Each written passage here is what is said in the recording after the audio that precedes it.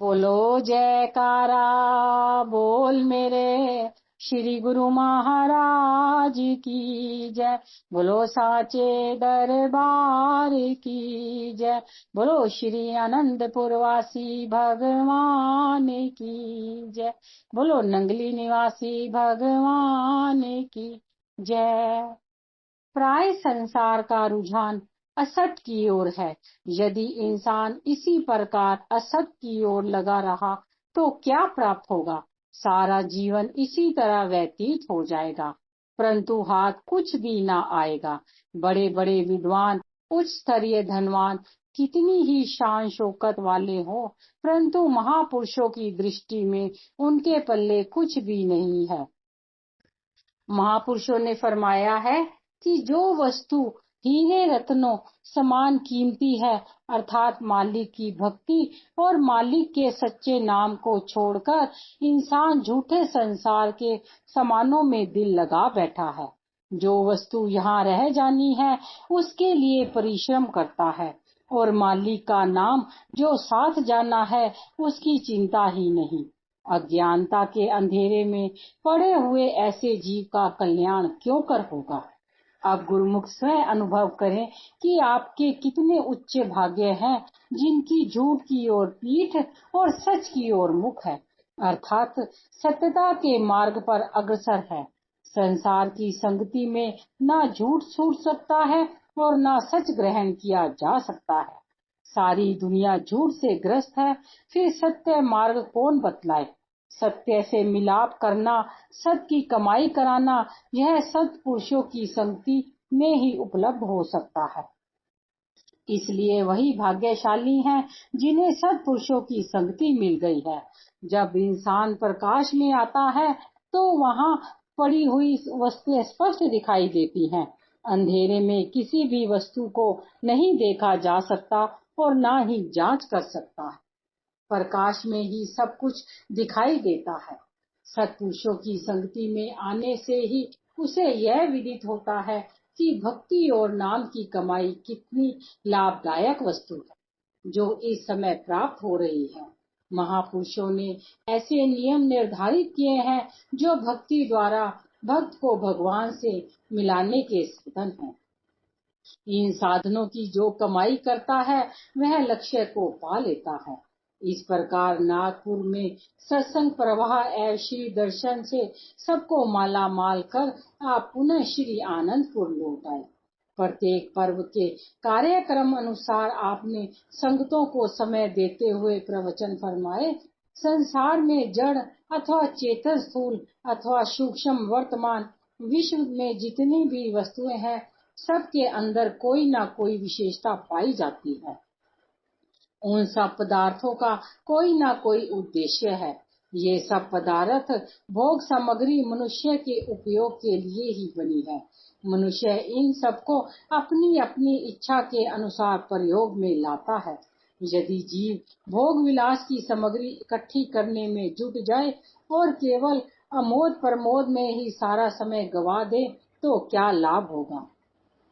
संत सहजोबाई जी का वचन है, आए जगत में क्या किया, तन पाला के पेट, सहजो दिन धन दे गया, रैन गई सुख लेट।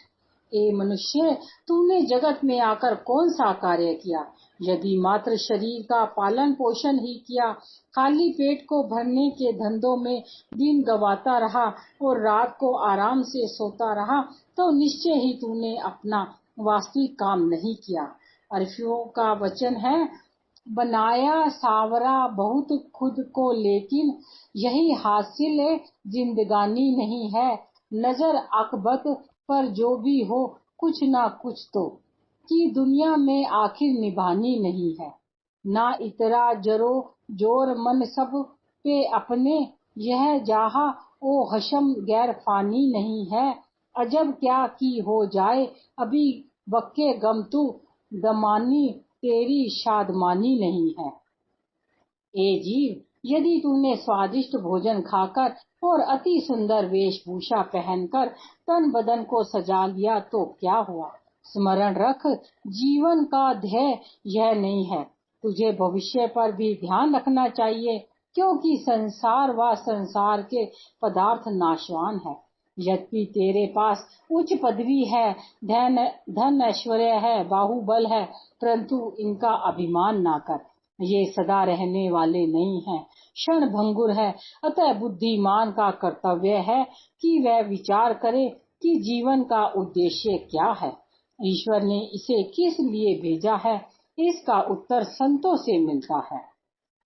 महापुरुष डंके की चोट पर कहते हैं कि ए जीव, मानुष देह प्रभु के मिलने का एक दुर्लभ अवसर है। यदि यह घड़ी हाथ से निकल गई तो पश्चाताप रह जाएगा। जैसे नहरी प्रदेशों में प्राय देखा जाता है कि किसान लोग मिलकर अपने अपने भाग के पानी की वारी नियत कर लेते हैं। हर किसान को अपनी वारी का ध्यान होता है और वह सतर्क होकर अपनी वारी का पूरा लाभ उठाता है। अगर वह आलस्य कर जाए तो कड़ी मेहनत से की गई खेती शुष्क रह जाएगी और उसकी वर्ष भर की मेहनत निष्फल हो जाएगी। इसी प्रकार जीव को भी मनुष्य जन्म का अवसर प्राप्त हुआ है। यह बार बार नहीं हाथ नहीं आता। यही परमात्मा से मिलने की वारी है।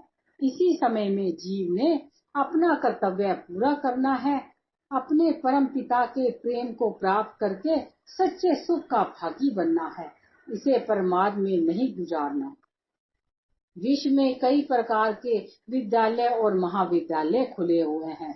उनमें विज्ञान की उच्च शिक्षा, कई प्रकार की कलाओं का ज्ञान और अनेक प्रकार की पदवियां मिलती हैं, किंतु उनका उद्देश्य शारीरिक सुख तक ही सीमित है। उनमें सच्ची शांति प्राप्त होने की जगह व्याकुलता बढ़ाती जा रही है। जीव को यह कौन समझाए कि सच्चा सुख केवल महापुरुषों की संगति में मिलता है। मेरे माउधु जी सत संगति मिले सी तरिया, गुरु प्रसादी परम पदु पाइया, सकु कसाट हरिया। सत्पुरुषों की संगति से मनुष्य के सोए हुए भाग्य जाग पड़ते हैं, जिससे वह अन्यास भव सागर से पार उतर जाता है। सत्पुरुषों की कृपा से उसे परम पद की प्राप्ति हो जाती है। जैसे सूखे पौधों पर वर्षा हो जाने से फिर से हरियाली आ जाती है, इसी प्रकार मनुष्य के हृदय में विवेक, विचार और ज्ञान के पैदा होने पर पता चलता है कि जीवन का उद्देश्य क्या है। ऐसी अमूल्य देही को प्राप्त कर क्या इसे धंधों, विषय, भोगों और शरीर की पूजा में ही खो देना है? नहीं नहीं, गुरुमुख इस दुर्लभ अवसर का पूरा लाभ उठाते हैं। यह ठीक है कि संसार के धंधे भी करने हैं, क्योंकि उसके बिना शारीरिक निर्वाह नहीं होता, किंतु जीवन को सर्वोत्कृष्ट कर्तव्य को ध्यान में रखते हुए उस पर भी आचरण करना है। फलस्वरूप अपने इष्ट देव की आराधना करते हुए और उनकी चरण शरण व संगति से परमार्थिक ज्ञान प्राप्त करके और परम सुख व शांति को उपलब्ध करके अपने जीवन को सफल करना है। उन्हीं दिनों लंदन से एक परिवार श्री दर्शन के लिए आया हुआ था। श्री सद्गुरुदेव जी महाराज भक्तानियों की तरफ एक बिल्डिंग का निर्माण करवा रहे थे। वहां पर सब शरणागत मिस्त्री और भक्तजन सेवा में लगे हुए थे। श्री गुरु महाराज जी स्वयं वहां विराजमान होकर सेवा कार्य करवा रहे थे। वह परिवार भी वहां आया। श्री गुरु महाराज जी ने फरमाया, भक्त जी, कल आपने यहाँ देखा कि इस बिल्डिंग पर अभी चौखट भी नहीं रखी गई थी, लेकिन आज देख रहे हो कि यह एक मंजिल तक बनकर तैयार हो गया है। क्यों, लंदन में भी ऐसा होता है क्या? भक्त जी ने विनय की, महाराज, आपके यहाँ तो विश्वकर्मा को जो आदेश दे वही तत्क्षण हो जाएगा। लंदन में तो मिस्त्रियों को दैनिक मजदूरी भी पौंड के हिसाब से देनी पड़ती है, तो भी वे एक दिन में 3 फुट ऊंचाई से अधिक दीवार नहीं बनाते। श्री वचन हुए, भक्त जी, विश्वकर्मा तो इस सेवा को करने के लिए तरसता है। हमारे ये शरणागत सेवक ही सब विश्वकर्मा हैं। इनके अंदर दिन रात निष्काम भाव से सेवा में जुटे रहने की जो उमंग है, उसकी मिसाल कहीं भी देखने को नहीं मिली। उसी समय आपने सब भक्तों को पास बुलाकर प्रसाद दिया और लंदन वाले भक्त की वार्ता सुनाई। सबने श्री चरणों में विनय की। यह सब आपके श्री दर्शनों की शक्ति है, जो अंतर में उत्साह भरती है और हमारे नाम मात्र भी थकावट नहीं होती। आपने पुनः फरमाया, यह सेवकों का दृढ़ विश्वास और श्रद्धा ही है, जो उन्हें सेवा में रत रखकर भक्ति प्रदान करती है। श्री आनंदपुर में पर्व बीत जाने के पश्चात 50-52 गुरुमुखों से भरी एक बस ललितपुर की ओर जा रही थी। दोपहर लगभग 2 बजे के करीब बस चंदेरी से 2 किलोमीटर आगे निकली ही थी कि उसका एक्सल टूट गया और एक गहरी खाई की तरफ जाती हुई बस अपना संतुलन खो बैठी। बस को बेकाबू हुआ देखकर सब संगत घबरा गई और श्री प्रभु जी का स्मरण करके जोर जोर से जयकारे लगाने लगी। तभी अचानक सामने एक वृक्ष के आगे पड़े एक पत्थर से टकराकर बस रुक गई, परंतु आगे का हिस्सा काफी क्षतिग्रस्त हो गया। बस की टूटी फूटी हालत को देखकर कोई अनुमान भी नहीं लगा सकता था कि उसमें बैठी सभी सवारियां सुरक्षित बची होंगी। दुर्घटना स्थल से केवल 10 मीटर की दूरी पर 1000 फुट गहरी खाई थी। यदि बस थोड़ा सा भी आगे निकल जाती तो सवारियों सहित कुछ भी शेष न बचता। पर श्री प्रभु जी की अपार कृपा देखो कि किसी भी गुरुमुखों को एक खरोच तक नहीं आई। जिन्होंने उस समय बस की हालत देखी, उन सब के मुख से यही निकला कि आज यह अपने श्री गुरु महाराज जी की अनंत कृपा का ही अद्भुत करिश्मा और फल है, जो आज सबकी जान बच गई। भक्त वत्सल प्रभु सदैव भक्तों के अंग संग रहते हैं और हर पल उनकी रक्षा में तत्पर रहते हैं। वन सच्चे रक्षक प्रतिपाल, निज भक्तों की करते संभाल, आज कभी ना आने पाए, रहते सदा जो इनके ही साए। श्री आनंदपुर ट्रस्ट धर्मार्थ चिकित्सालय सुखपुर। श्री सद्गुरुदेव जी महाराज श्री तृतीय पातशाही जी महाराज ने एक बार शरणागतों के सम्मुख वचन किए थे, यहाँ पर श्री आनंदपुर में पाठशाला होगी, अस्पताल बनेगा और नगर की तरह चहल पहल होगी तथा यह एक महान तीर्थ बनेगा। श्री सद्गुरुदेव जी महाराज श्री चतुर्थ पातशाही जी की मौज भी उठी थी कि यहाँ सर्वजन हिताय एक चिकित्सालय होना चाहिए तथा उन्होंने श्री आनंदपुर के अधिकृत क्षेत्र चक सुखपुर के समीप इसके निर्माण के लिए संकेत भी किया। उन्होंने दिल्ली निवासी एक गुरुमुख आर्किटेक्ट रामभज कटारिया को ये वचन फरमाए कि समय आने पर श्री आनंदपुर में आपकी सेवा की आवश्यकता पड़ेगी। इसी तरह श्री सद्गुरुदेव जी महाराज श्री चतुर्थ पातशाही जी ने एक भक्त हीरा लाल जी कर्नल से पूछा कि आप कौन सा कार्य करते हैं। उन्होंने विनय की कि मैं फौज में कर्नल के पद पर रहा हूँ। श्री वचन हुए कि आपने बाहर की तो बहुत लड़ाइयाँ लड़ी, अब अपने अंदर की लड़ाई लड़ो, जिससे मन माया है भक्ति दोनों के बीच में जो संग्राम है, मन को प्रस्त करके भक्ति को प्राप्त करो। श्री वचन सुनकर भक्त जी श्री चरणों में नतमस्तक। परमारथ पद के सिरमौर सर्वजन हितेशी श्री श्री 108 श्री सद्गुरुदेव जी महाराज श्री पंचम पातशाही जी ने आत्म उन्नति के साथ साथ शारीरिक स्वास्थ्य नियमित रखना भी आवश्यक समझा। समय पाकर आपने एक बार मोजवंश महात्मा सदगुरु सेवानंद जी श्रीमान जी से कहा, हमारा विचार है कि महापुरुषों के वचन भी साकार हो और यहाँ समीप ही एक बहुत बड़ा चिकित्सालय बने। उसके लिए कोई ऐसा भक्त हो जो उस चिकित्सालय को बनवाए और चलाए भी। श्रीमान जी ने श्री चरणों में विनय की, प्रभु चंडीगढ़ में रहने वाला एक भक्त हीरा लाल है, जो कर्नल के पद से रिटायर हो चुका है। उसके दिल में मानवता की सेवा के लिए भावना भरी हुई है। वह रोगियों की सेवा और गरीबों की सहायता करने के लिए जीवन समर्पण करना चाहता है। उसे यहाँ बुला लिया जाए। श्री वचन हुए, यह काम तो बना बनाया है, कुदरत ने उसके लिए संयोग बना दिया है, उसे यहाँ बुला लो।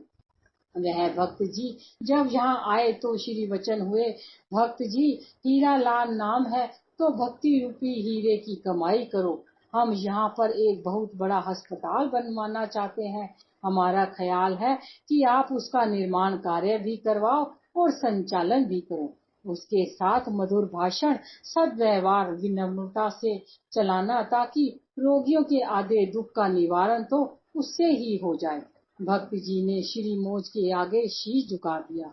श्री सद्गुरुदेव जी महाराज कुछ एक मुख्य प्रबंधक जनों, महात्मा सद्गुरु सेवानंद जी, महात्मा योग प्रकाशानंद जी, महात्मा अखंड प्रकाशानंद जी, महात्मा शांत आत्मानंद जी, भक्त हीरा लाल जी, कर्नल महात्मा जी को साथ लेकर प्रथम चक सुंदर नगर की ओर गए, लेकिन श्री प्रभु जी को वह जगह अस्पताल के लिए उचित नहीं लगी। फिर उन्होंने सुखपुर चक के क्षेत्र का निरीक्षण किया, परंतु यह भी जगह उन्हें पसंद नहीं आई। महात्मा शांत आत्मानंद जी ने विनय की, प्रभु यदि श्री मौज हो तो एक और जगह है, आप कृपा करके उसे भी देख लें। श्री गुरु महाराज जी सबके साथ उस जगह पर पहुंचे। वह जगह लाल मिट्टी के टीलों से बनी एक पहाड़ी के रूप में थी। श्री गुरु महाराज जी ने स्वयं उन टीलों पर चढ़कर देखा। वहां का दृश्य देखकर मुस्कुराते हुए फरमाया, यह जगह हमें बिल्कुल उचित जान पड़ती है। सामने श्री मंदिर के दिव्य नजारा दिखाई दे रहा है, उधर सुखपुर चक दिखाई दे रहा है, ईसागढ़ भी पास है। हमें यह जगह अस्पताल के लिए अति पसंद है। इतने में महात्मा शांत आत्मानंद जी ने अपनी जेब में से एक कागज निकालकर दिखाया, जिस पर श्री श्री 108 श्री द्वितीय पातशाही जी महाराज के वचन लिखे हुए थे कि यहाँ इस जगह पर अस्पताल बनेगा। महापुरुषों की मोज को कार्य रूप में परिवर्तित होता देख सभी ने हर्ष से जय घोष किया। फिर क्या था, आपने दर्शनार्थियों व जनसाधारण के लिए अपनी मोज से स्वयं इस परिसर की भव्य रूपरेखा तैयार करवाई। रोगियों के निरीक्षण हेतु एक अलग बिल्डिंग की योजना बनाई गई, जिसमें हर रोग से संबंधित विभाग के डॉक्टरों के कमरे, physiotherapy, pathology lab, X ray machine, operation theatre, ward, पाकशाला, उद्यान आदि की सुव्यवस्था हो। स्टाफ, डॉक्टर, नर्स व अन्य कर्मचारियों के लिए निवास के लिए अलग अलग भवनों का निर्माण किया जाए। श्री परमहंस अद्वैत मंदिर का निर्माण किया जाए, ताकि शारीरिक उपचार के साथ साथ आध्यात्मिक लाभ भी प्राप्त हो सके। मेडिकल स्टोर का निर्माण किया जाए, ताकि रोगियों को सुविधा पूर्वक दवाइयाँ उपलब्ध हो सके। श्री सतगुरुदेव जी महाराज ने उसी गुरुमुख आर्किटेक्ट को इस रूपरेखा का नक्शा बनाने की सेवा प्रदान की। इस प्रकार आपने 10 नवंबर सन 1974 रविवार के दिन निज कर कमलों से इसकी नींव रखी और इसका शुभ नाम श्री आनंदपुर ट्रस्ट धर्मार्थ चिकित्सालय फरमाया। उस समय यहाँ दूर दूर तक कोई सड़क व यातायात के साधन नहीं थे, केवल जंगल ही जंगल था। श्री गुरु महाराज जी के श्री दर्शन हेतु यहाँ पर टेंट लगाए गए। श्री वचन हुए, महापुरुष जल कल्याण हेतु ही सारी रचना रचाते हैं, जिससे उनको सब प्रकार से लाभ मिल सके। महापुरुषों को अपने हित की कोई आकांक्षा नहीं होती, वे सदैव रूहों के कल्याण के लिए साधन जुटाते हैं। श्री आनंदपुर दरबार की तरफ से आज जो श्री आनंदपुर ट्रस्ट धर्मार्थ चिकित्सालय सुखपुर में नींव रखी गई, उसका एक महान उद्देश्य है। यहाँ पर आसपास के ग्रामीण लोगों को तथा शिवपुरी, गुना, अशोकनगर आदि स्थानों के लोगों को स्वास्थ्य लाभ प्राप्त होगा। श्री आनंदपुर की रूहानी किरणों का प्रभाव सुखपुर में आकर उपचार करवाने वाले रोगियों पर भी पड़ेगा। सुखपुर में स्थायी रूप से सेवा करने वाले गुरुमुख श्री आनंदपुर के शरणागतों को दुगना लाभ होगा। वे शारीरिक चिकित्सा भी करवा सकेंगे और आध्यात्मिक लाभ से भी भरपूर रहेंगे। नींव के शुभ उद्घाटन के उपलक्ष्य में आप सबको मुबारक। श्री आनंदपुर में स्थान स्थान पर होने वाले निर्माण कार्य के साथ साथ श्री सद्गुरुदेव जी महाराज इस चिकित्सालय के निर्माण की ओर भी विशेष ध्यान देते हुए श्री आनंदपुर से कुछ गुरुमुखों को सुबह से सायंकाल तक यहाँ सेवा के लिए भेजते और स्वयं भी समय समय पर श्री दर्शन देने के लिए यहाँ कृपा फरमाते। श्री आनंदपुर के समस्त प्रबंधक जन श्री सद्गुरुदेव जी महाराज की सभी कार्यों को इतनी तीव्रता से संपन्न करवाने की अलौकिक शक्ति को देखकर दंग रह जाते। महापुरुष पल भर भी आराम करके नहीं देखते।